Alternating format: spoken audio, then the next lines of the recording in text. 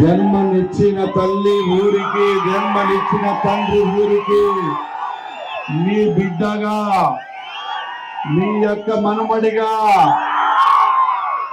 మీ గుండెల్లో గుండెను పెట్టుకొని నన్ను కాపాడుకుంటున్నటువంటి ఎన్నకండ గ్రామ ప్రజలకు, అన్న తమ్ముళ్లకు, బంధువులకు, స్నేహితులకు, అన్ని కులాలకు బంధువును నేను. ఒక్క కులానికే కాదు, అన్ని కులాలకు బంధువును.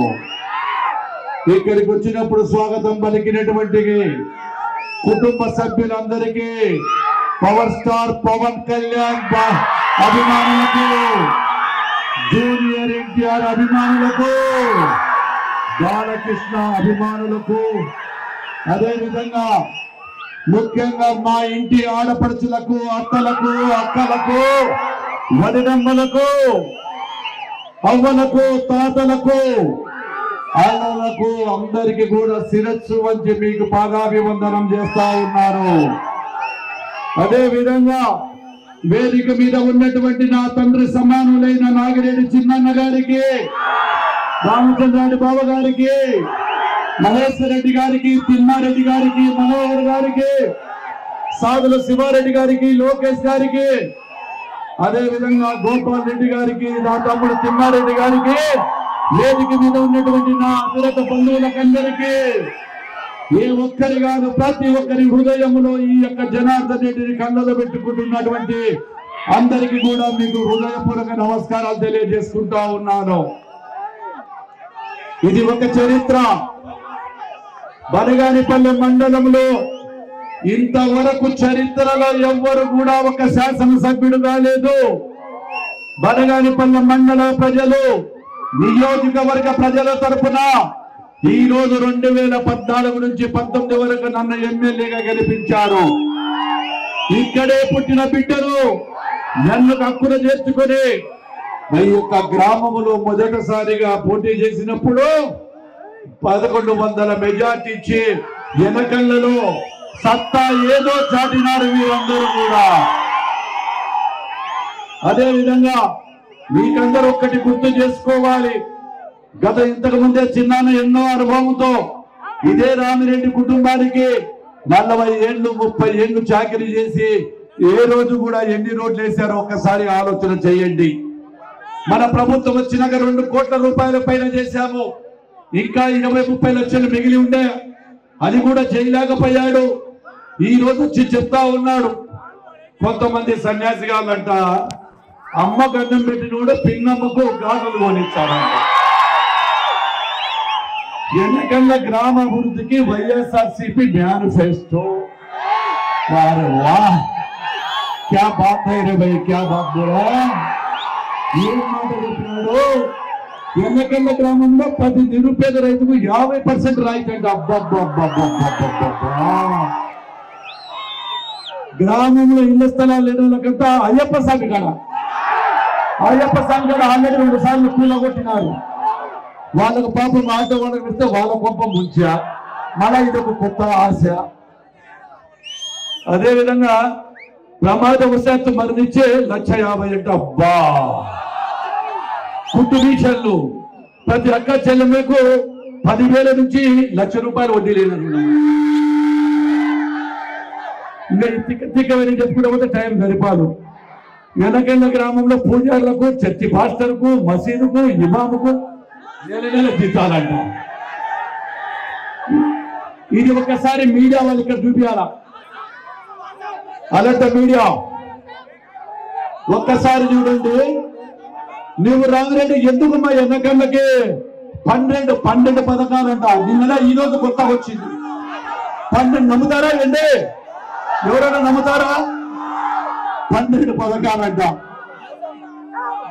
బీసీ కాలనీలో 5 సంఘాలు ఏడ సంఖ్య నాకినావు రామిరెడ్డి? ఏడ సంఖ్య నాకింటియా?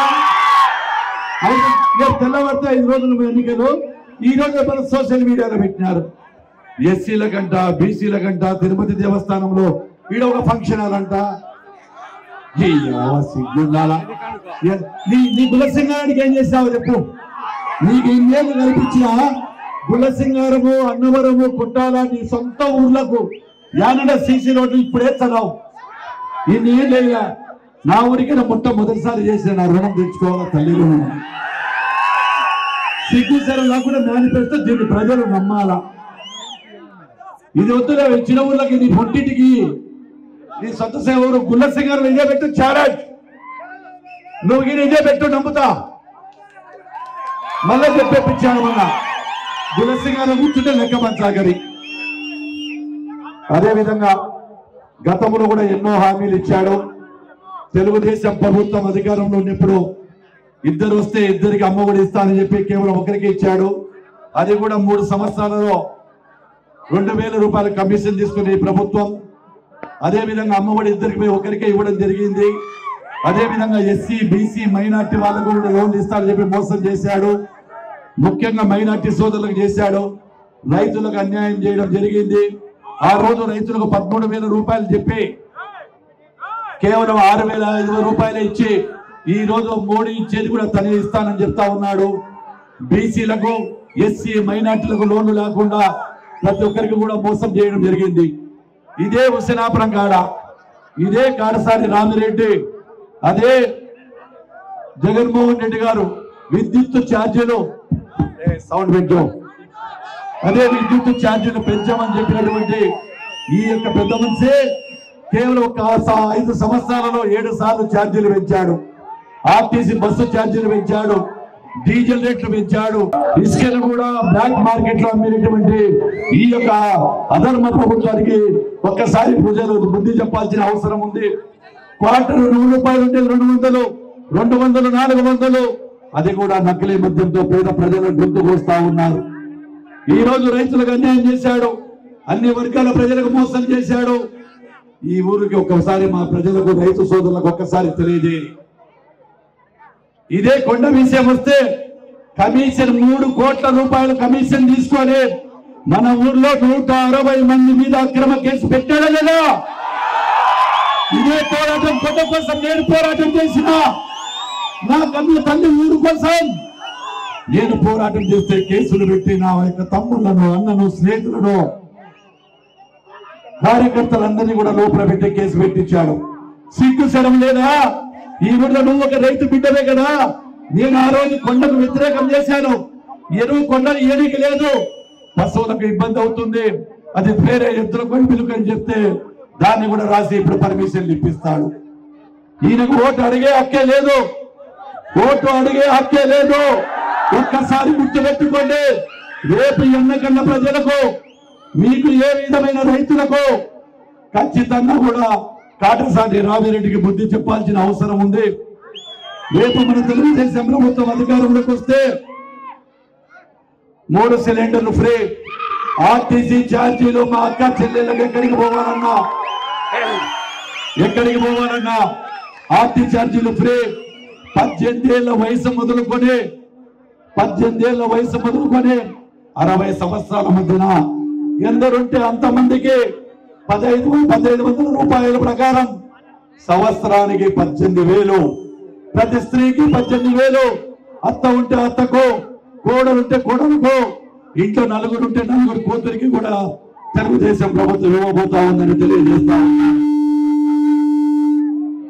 అదే విధంగా బీసీలకు 50 సంవత్సరాలకే పింఛన్ అదే విధంగా రైతులకు 20,000 రూపాయలు అదే విధంగా 3 సిలిండర్లు ఫ్రీ ఇంట్లో ఎంతమంది చదువుకుంటే అంతమందికి కూడా ఒకరి చదివితే 15 ఇద్దరుంటే 30 ముగ్గురు ఉంటే 45,000 అని కూడా తెలియజేస్తా ఉన్నాను నిరుద్యోగులకు 3,000 వృత్తి 20 లక్షల ఉద్యోగాలు ముఖ్యంగా మా అవ్వాతాతలకు మొట్టమొదటి పింఛన్ 7,000 అవ్వకు 7,000 తాతకు 7,000 ఇంటి వద్దకే పింఛన్ అదే విధంగా 2వ నెల నుంచి ప్రతి నెల ఇంటి వద్దకే 4,000 పింఛన్ రూపాయలు కూడా ఇవ్వబోతా ఉంది అదే విధంగా సంక్షేమ పథకాలతో పాటు ఏవైతే ఉన్నాయో అదే కూడా అభివృద్ధిని కూడా చేస్తామని చెప్పి తెలియజేస్తా ఉన్నాను అదే విధంగా యాగంటికి పోయే పొలాలకు ఏవైతే రస్తాలు లేవో గెలిచిన 3 నెలల్లోనే అవి మొదలు పెట్టి తీరుతానని చెప్పి ఈరోజు ఈ సెంటర్లో చెప్తా ఉన్నా ప్రతి ఇంటికి కూడా ప్రతి ఇంటికి ఈ రోజు దస్తగిరి స్వామి కాడ చెప్తున్నా, ప్రతి ఇంటికి కూడా కుళాయి, ప్రతి ఎన్నకన్నుల ప్రతి ఇంటికి వీరు వారు అన్ని వర్గాల ప్రజలకు అన్ని కులాల ప్రజలకు ఇంటింటికి కుళాయి కూడా ఇప్పించడం జరుగుతుంది.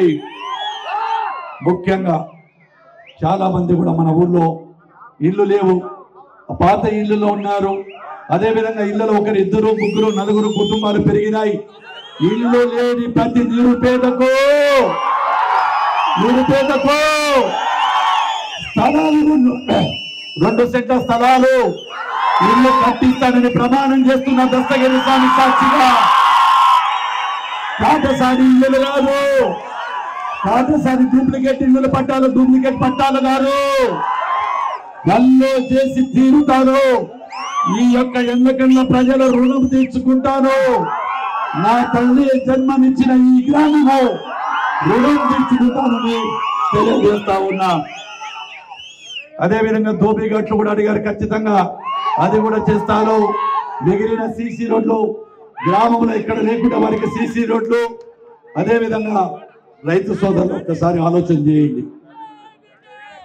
అదేవిధంగా జిఎన్ఎస్ఎస్ కాలువ, గతంలో ఒక్కసారి కాలువ పడితే 2 పంటలు పండించుకునే వాళ్ళం. బోర్లలో 2 పంటలు పండించుకునే వాళ్ళం. 2 పంటలు పండించుకునేది పోయి వాడు లైనింగ్ చేసినందుకు కేవలం కమిషన్ల కోసం, కాటసాని రామిరెడ్డి కమిషన్ల కోసం లైనింగ్ చేస్తే నీళ్లు కూడా లేకపోయినాయి. ఖచ్చితంగా అవసరమైన ప్రతి చోట కూడా జిఎన్ఎస్ఎస్ కాలువల బొక్కలు పెట్టి సమృద్ధిగా రైతులకు బోర్లలో నీళ్లు వచ్చే విధంగా చేస్తారు. ఎవరు ఎన్ని చెప్పినా ప్రభుత్వం వచ్చిన వెంటనే జిఎన్ఎస్ఎస్ కాలువలు ప్రతి చోట అవసరమైన చోట నీళ్లు భూగర్భ జలాలు పెరగడానికి చేస్తానని చెప్పి తెలియజేస్తూ, అదేవిధంగా చాలా మంది బయట వాళ్ళు ఉన్నారు. సిమెంట్ కంపెనీలో అర్హులైన మన వాళ్ళకందరికీ కూడా ఉద్యోగ అవకాశాలు ఖచ్చితంగా. సిమెంట్ ఫ్యాక్టరీ ఊరు మనది, పొలము మనది, కొండ మనది. అందుకే సిమెంట్ ఫ్యాక్టరీకి నా మీద కక్ష. ఏ రోజు కూడా పురకాలు పెట్టలేదు సిమెంట్ ఫ్యాక్టరీలో. వాళ్ళు ఇచ్చే దయాధర్మం 50 లక్షల కోటికి వచ్చే దాపలేదు. ఈ రోజు కాటసాని రామిరెడ్డి ఎంత తెచ్చుకున్నాడో ప్రమాణం చేయాలి. ఏ రోజు కూడా కాపీ నీళ్లు కూడా రాగలే వాళ్ళ దగ్గరికి పోయి. ఈ రోజు కొండలో మన వాళ్ళ ఆపుతూ ఉంటే ఆయన అక్కడ కూర్చొని డిన్నర్లు పెట్టుకొని అక్కడ నుంచి మనుషులను పంపిస్తాడు. పోలీసు 500 మంది పోలీసులు ఎవరికి భయపడిస్తారు? మీరు పోలీసులు పంపించి. నేను నా గ్రామం కోసం, నా కన్న తల్లి కోసం నేను పోరాటం చేశాను, కొండ కోసం చేశాను. ఏదేమైనా ప్రతి ఒక్కరికి న్యాయం జరిగే విధంగా చేస్తానని చెప్పి ఎమ్మెల్యే తరపున పోటీ చేస్తున్నటువంటి నేను ఎమ్మెల్యే అభ్యర్థిగా, అదేవిధంగా బైరెడ్డి శబరి గారు ఎంపీ అభ్యర్థిగా, పార్లమెంట్ అభ్యర్థిగా 2 ఓట్లు కూడా సైకిల్ మీద వేసి అత్యధిక మెజార్టీ ఇచ్చి గెలిపిస్తారని ఉదయం పొద్దున్నే పోయి అందరూ ఓట్లు వేయవలసిందిగా కోరుకుంటూ మీ దగ్గర సెలవు తీసుకుంటున్నాను. జై హింద్, జై తెలుగు.